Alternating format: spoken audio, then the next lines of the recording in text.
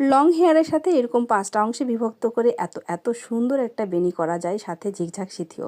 ঝিকঝাক সিথি করার সময় এক পাশ থেকে আরেক পাশে, আরেক পাশ থেকে আরেক পাশে, এটা বরাবরই আমি বলে আসছি, হাতের কাটা চিরুনির সাহায্যেই কিন্তু এই সিথিটা করা যায়। আর এই সিথিটা করলে কিন্তু যাদের চুল সামনের দিকে কম, আসলে কম লাগে না।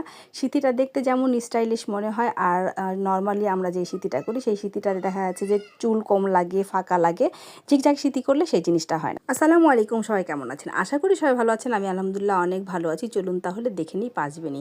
5টা বেনি করার জন্য 5টা অংশে বিভক্ত করে নিব একই মাপ বরাবর। এটা আপনারা যখন করবেন তখন আপনারা নিজেরাও বুঝতে পারবেন। দেখেন 5টা অংশ বিভক্ত করছি।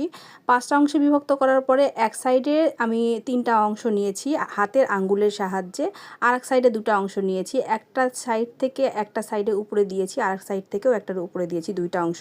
মাঝখানের অংশটা উপরে তুলে দিয়েছি।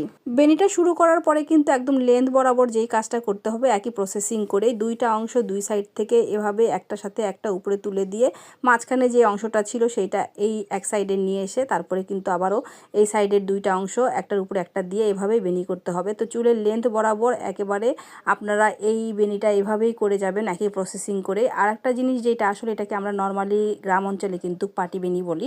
পাটি বলতে যেটাতে আমরা বসি, ঘুমাই, আসলে সেই বেনি। কারণ একটু ছড়ানো হয়, এই বেনিটা দেখতে একটু স্ট্যান্ডার্ড মনে হয়। চুল কম থাকলেও কিন্তু এই বেনিটা আসলে অনেক ভালো লাগে দেখতে, মনে হয় যে অনেক গোছালো। তো ফাইনালি কিন্তু ঝিকঝাক সিথির সাথে এত সুন্দর 5টা অংশে বিভক্ত করে একটা 5 বেনি করে ফেলেছি।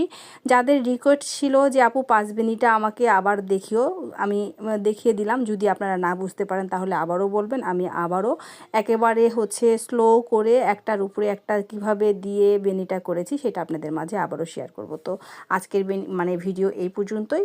নেক্সট কোনো ভিডিওর যদি দেখার ইচ্ছে থাকে তাহলে অবশ্যই কমেন্ট করবেন, তাহলে আমি অবশ্যই আপনাদের মাঝে সেটা শেয়ার করব। তো ফাইনালি আজকের বেনি কমপ্লিট। কেমন হয়েছে সেটা তো অবশ্যই বলবেন। সবার জন্য শুভকামনা। নেক্সট কোনো একটা ভিডিও আবার আপনাদের মাঝে এরকম নিয়ে আসবো। আজকে এই পর্যন্তই। আসসালামু আলাইকুম।